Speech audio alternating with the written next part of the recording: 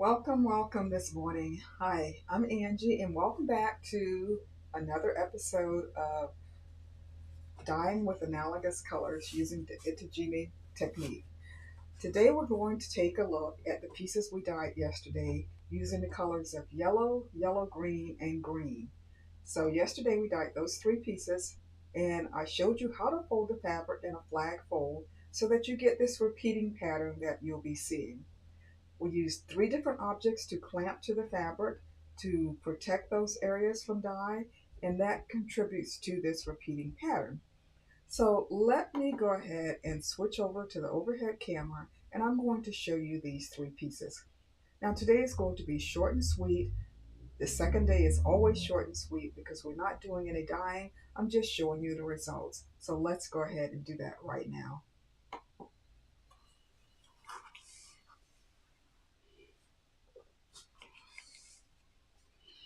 Okay, so this first piece you see, I dyed using a small wooden square that I clamped at a diagonal. So you can see the fold here, this 90-degree fold that's created by the way we fold the fabric.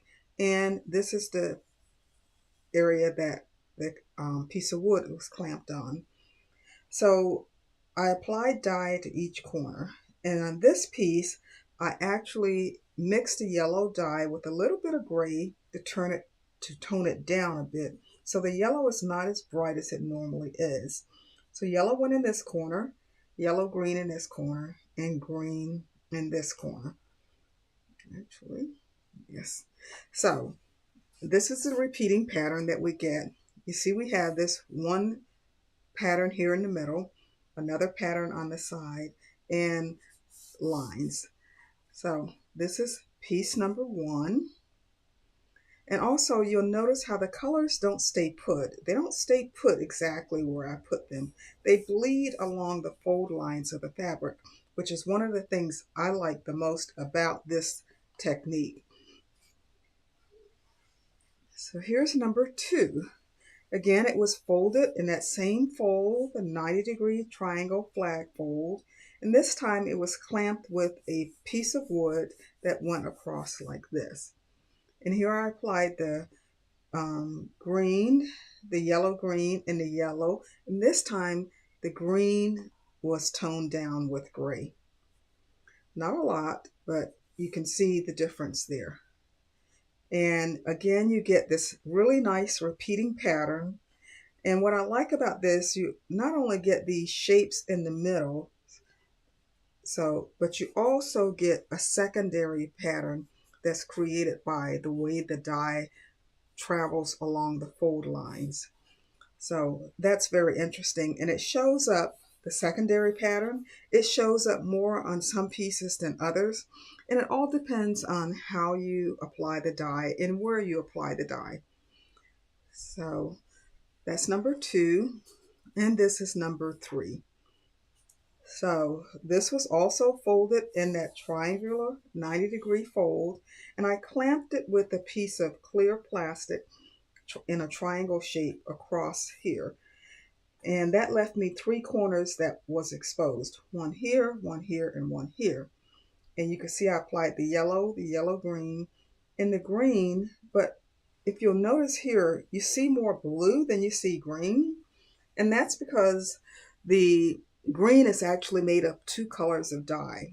It's made up of a blue dye and a yellow dye. And sometimes the colors will separate. And that's something that you actually have absolutely no control over. It does what it wants to do, but you can see here the color separated and the blue kind of bled out. And you see that along here also. Exact same dye on all three pieces, dyed within minutes of each other, but you see how the colors reacted differently. You have a smaller pattern in the middle here because a larger area was covered up.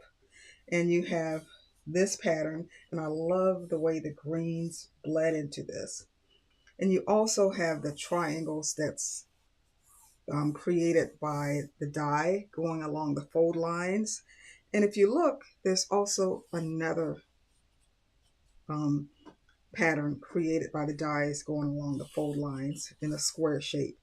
That's what I really, really love about this process and this technique. So these are the three pieces. And as far as which one is my favorite, I would probably say this one because I really like the way the dye ran and bled along these fold lines. And I like the um, larger expanse of white on these colors. These generally aren't my colors. They're a little too bright for me, but I like the way they dyed. So let me put the pieces here again. These are the three pieces. And you can see by the way the fabric is dyed, by the placement of the dye, one color is more prominent than others. And this one is green, is more prominent. And then the yellow green. And the yellow we're only seeing on the edges of our design. Again, that's totally something that you can't control. The dye does what the dye wants to do, and you either like it or you don't. But in my case, I think they're all nice. I just like one more than others. Again, this one, the yellow in the middle here is more prominent, mainly because it's brighter than this color or this pattern. This pattern is larger, but this is the brightest color, so it's more prominent. And the same thing with this. The yellow is more prominent because it's the brighter color. So this is all three of them. And if you would let me know in the comments which one you like the best, I will lay them out again separately so you can see. This is number 3.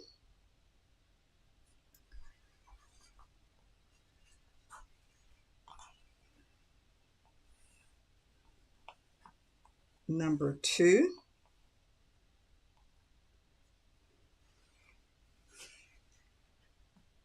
And number 1.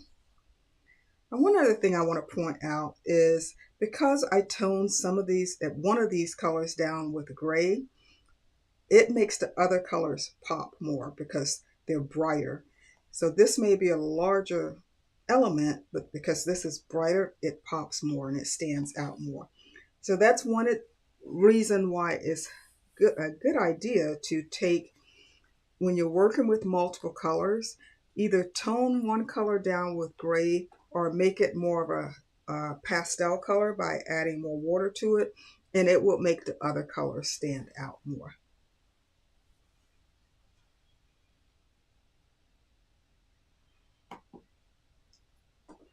Well, that is it for our analogous color schemes. We've gone through all the way around the color wheel. We started with yellow, worked through yellow, orange, and we ended up with green, green, and yellow. So we've gone all around the color wheel on these analogous color scheme explorations. Our next exploration is going to be with split complementary colors. Now, split complementary is a color. So let me go back. Complementary colors is where you take a color and then you go directly across the color wheel and use the color directly across. Well, split complementary is similar. You take that color and instead of using a color directly across from it, you use each color on the side of that complement. So it's called the split complementary. There are actually 12 split complementary color combinations, and I'm not going to do all 12. I'm only going to do 3, and they will be the primary colors and their split complements. So in our next session, which will be in 2 weeks, and I'm going to take a week off because I have some deadlines for other things that I need to get those taken care of. But in 2 weeks, we'll be back, and then we'll be doing our split complementary color schemes, and we'll do those 3 primary colors. So I hope you come back and watch that in 2 weeks. I will do a post and let you know the times and the links. But if you like this, go ahead and put a comment in this section, or go ahead and leave me a comment and let me know which of these that you like the best. Number 1, number 2, or number 3. I'll see you back here in 2 weeks. But until then, have a beautiful day now. Bye-bye.